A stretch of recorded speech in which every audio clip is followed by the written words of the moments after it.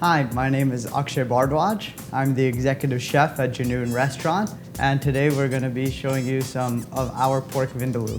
So we're going to take some onions and some spices to begin with. The reason for this is we are making a paste. We're going to be using this paste for 3 parts of the recipe. The first being the marination for the ribs, the second part being the barbecue sauce, and the third part being the actual finalized curry. So we're just gonna julienne some onions.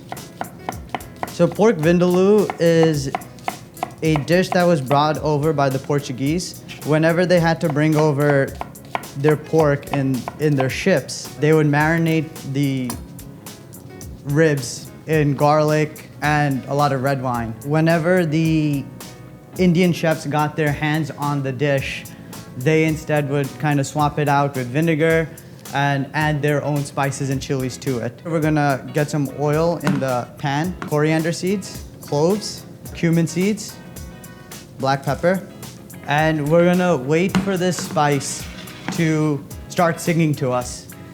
We want it to start crackling, we want it to start sizzling, and once we start hearing that, we know that aromatics are being released. And you want to do this over medium heat. You don't want it to go too high because then you're going to have a very tight window in which the spices are going to go from releasing their aromatics to going over the top and actually burning. So we're starting to get crackling, so we're going to add our onions in there. In Indian cooking, definitely prefer to use red onions over white onions, Spanish onions, shallots, mainly for their flavor, their body, and we're gonna just wait for it to get a little bit golden brown. Right before we add our vinegar and our water, we're gonna add a little bit of chili powder. So we use red chili powder here. You'll see recipes call for maybe Kashmiri red chili, which is also fine, but those are a little bit on the milder side. So you wanna definitely kind of play to what kind of heat that you really want for this dish. We're gonna just add a decent amount. We're gonna saute this for about a minute or so. You also can add a pinch of salt at this point. We have some white vinegar here. And we're using white distilled. There's definitely recipes that would use maybe palm vinegar.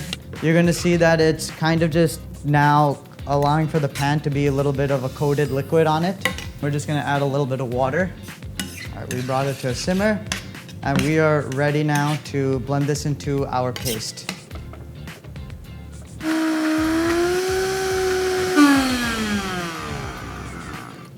Perfect. So this is our vindaloo paste. So you can kind of see the consistency. Now we're done with our vindaloo paste. Now it's time to move on and marinate our pork. We're gonna first start with a very essential part of Indian cuisine, which is making a ginger garlic paste. We have equal parts of ginger to garlic. We're gonna add a little bit of water just for the consistency. So we have our ginger garlic paste now. We're gonna once again revisit our vindaloo paste. Add a touch of salt. And we're gonna just mix this up. Right now we have our slab of rib. We're gonna have to quickly just clean the silver skin off the back. So this is a very important part because silver skin on any protein basically is that connective tissue. What it does is that unlike fat, it's not gonna melt and it's not gonna impart any flavor. This is the silver skin that we're pulling off. So we're just taking the knife, kind of making a little indent in it, and you wanna take some paper towel and you're just gonna peel it back like this. Just like any protein, we wanna marinate this for anywhere between 12 to 14 hours. If you can do it overnight, you can do it for 24 hours, that would be best. If you're in a time crunch and it's only a couple hours, it's not the end of the world, but the longer you keep it, you will definitely see a change in flavor. You definitely want to apply enough marination where the ribs are pretty much fully, entirely coated. And now we're just gonna plop it into our fridge and let it marinate overnight. Our next step is our honey vindaloo barbecue paste. What we're doing here is making a pretty traditional barbecue sauce, but then adding our vindaloo paste into it. We're gonna just take a Spanish onion.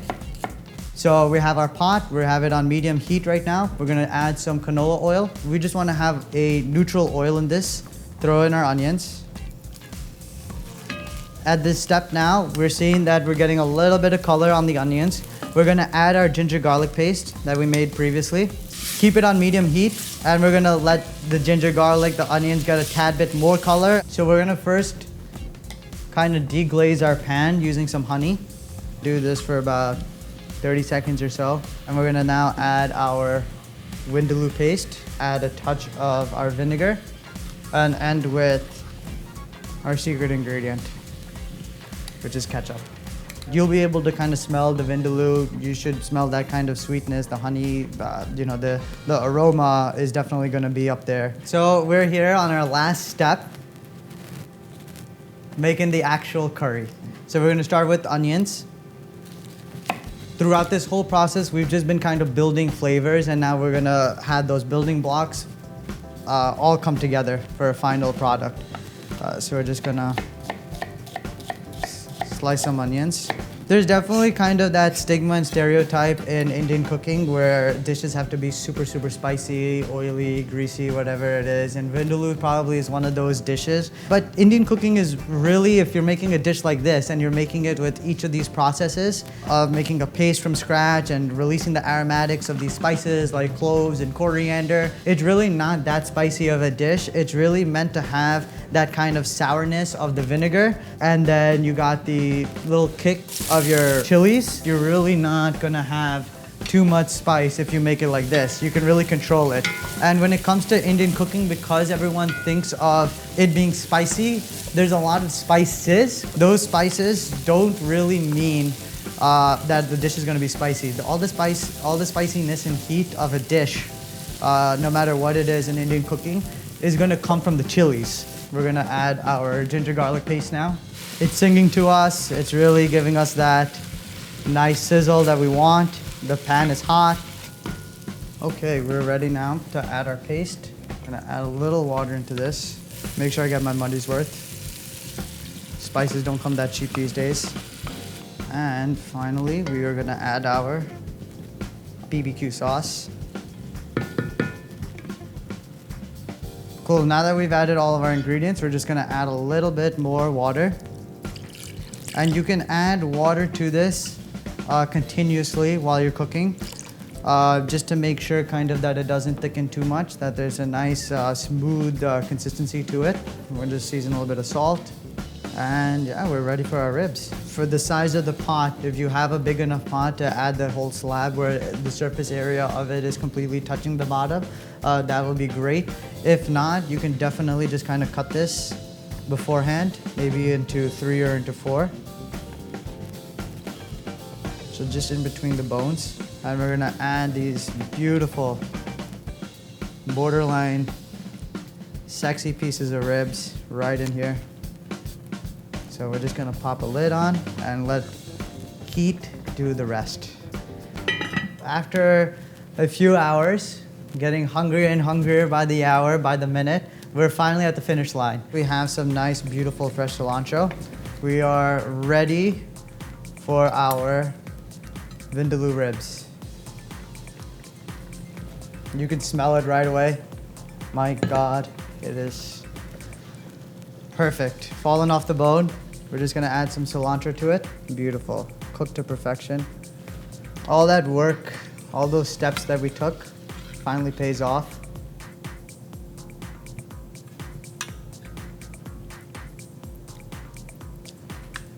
Fucking delicious. The rib is so tender. The flavor of the spices really are nice and balanced. You get a little bit of the sweetness.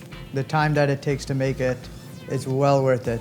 For the recipe, click the link below. And if you're ever in the city, come and visit us at Junoon.